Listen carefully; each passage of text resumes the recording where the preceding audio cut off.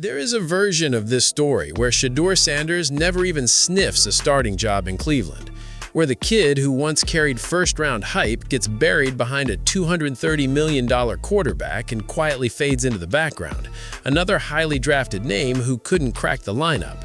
That's the story a lot of people expected, but that is not the story training camp has been telling. Because right now, in the summer of 2026, something strange is happening on the practice fields in Berea, Ohio. A rookie turned second-year passer, still on a fifth-round contract worth pennies compared to his competition, is going toe-to-toe with a former #1 overall pick.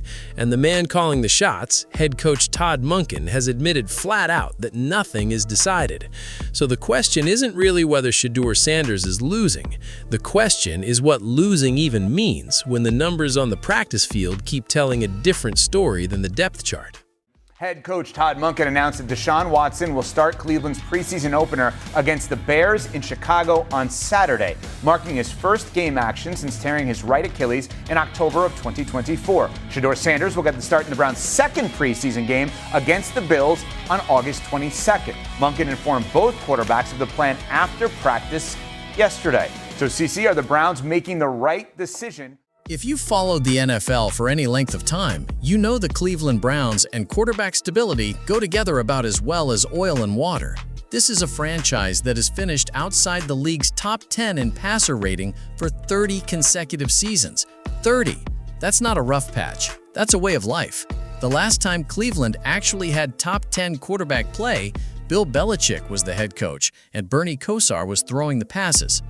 So when a name like Shedeur Sanders enters the picture, the son of a Hall of Fame cornerback, a player who was once mocked as a potential first overall pick before an unprecedented slide turned him into a headline all by itself, the stakes around him become bigger than football. They become a referendum on whether this franchise can finally get the position right.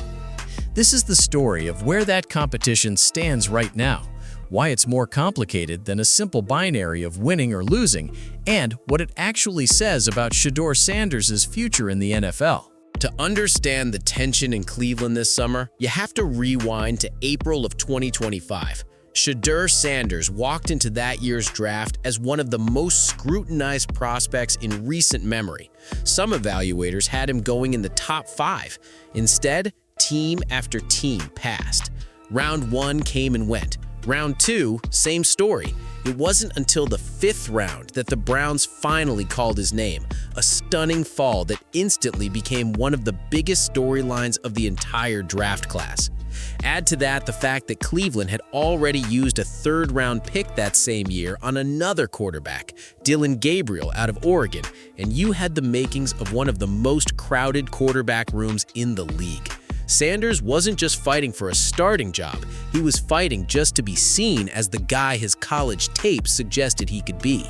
Layer onto that the presence of Deshaun Watson, a player Cleveland had traded a small fortune of draft capital for and signed to a fully guaranteed contract north of $200 million.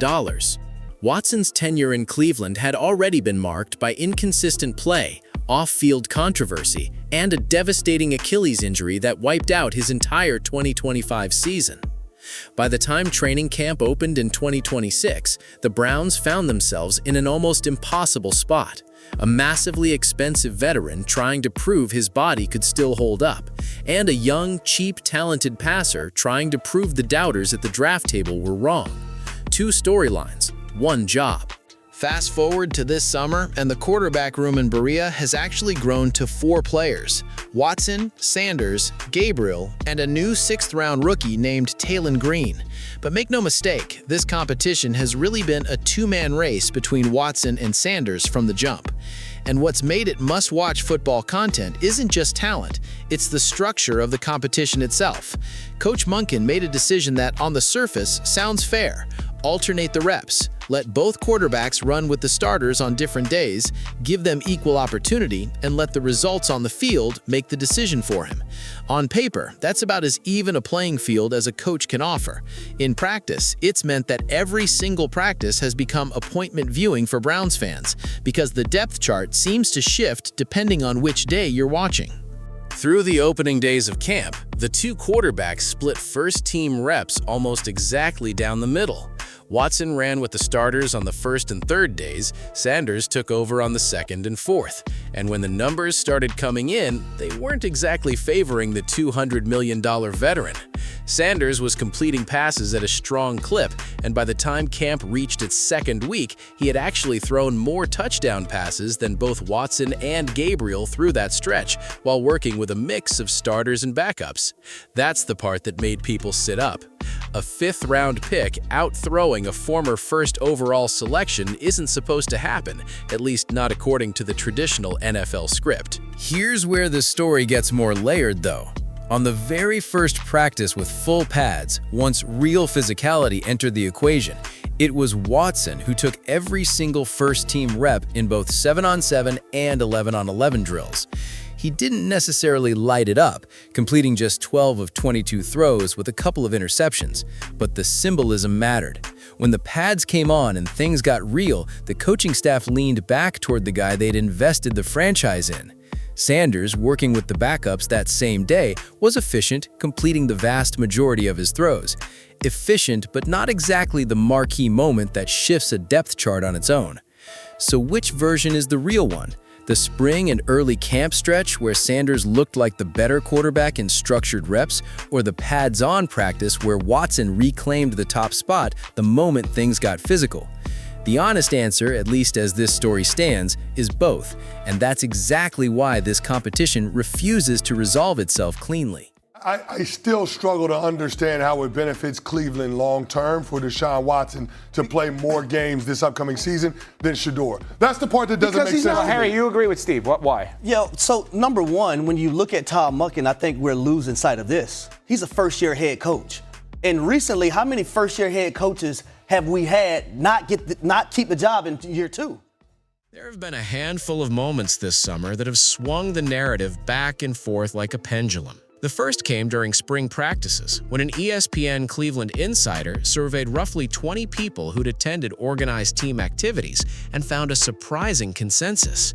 The best quarterback on the field that particular day wasn't Watson, it was Joe Flacco. At the time, still part of the quarterback mix, with Sanders coming in as the clear second choice, ahead of both Watson and Gabriel in the eyes of many observers. For a fifth-round rookie to be rated above a two-time Pro Bowl veteran, even informally, even in the low-stakes environment of OTAs, was a signal that something real was brewing. The second turning point came when training camp officially opened and the coaching staff made its rep-splitting policy public. Monken's own words were telling. He said the team would alternate the two quarterbacks with the first-team offense just as they had done throughout the spring. That single decision transformed the quarterback battle from a formality into a genuine competition because it meant the coaching staff wasn't simply handing the job to the $200 million contract. Merit, at least in theory, was going to matter. The third and most jarring turning point came once the pads went on. Football people will tell you that OTAs and jersey-only practices only tell you so much. The real evaluation, the one that actually separates starters from backups, happens when players are hitting each other at full speed. And in that very first padded practice, it was Watson who got the full allotment of first-team reps, not Sanders. For a franchise that had spent months building a narrative of an even competition, that one practice felt like a message. Whether that message was permanent or just a single data point remained to be seen. And that tension, the gap between what the spring numbers suggested and what the padded practices were showing, is exactly the turning point this story is still living through as preseason football approaches. A few details help put this competition in perspective. Cleveland's quarterback misery isn't just bad luck, it's historic. 30 consecutive seasons outside the top 10 in passer rating is the longest such streak in recorded NFL history. That number alone tells you why every fan in that city treats this quarterback battle like it's about more than just one season. There's also the financial reality hanging over every practice rep. Since signing his mega extension, Watson has been paid roughly $9.5 million for every single start he's made for Cleveland, a number that becomes almost absurd when you consider the win totals attached to those starts.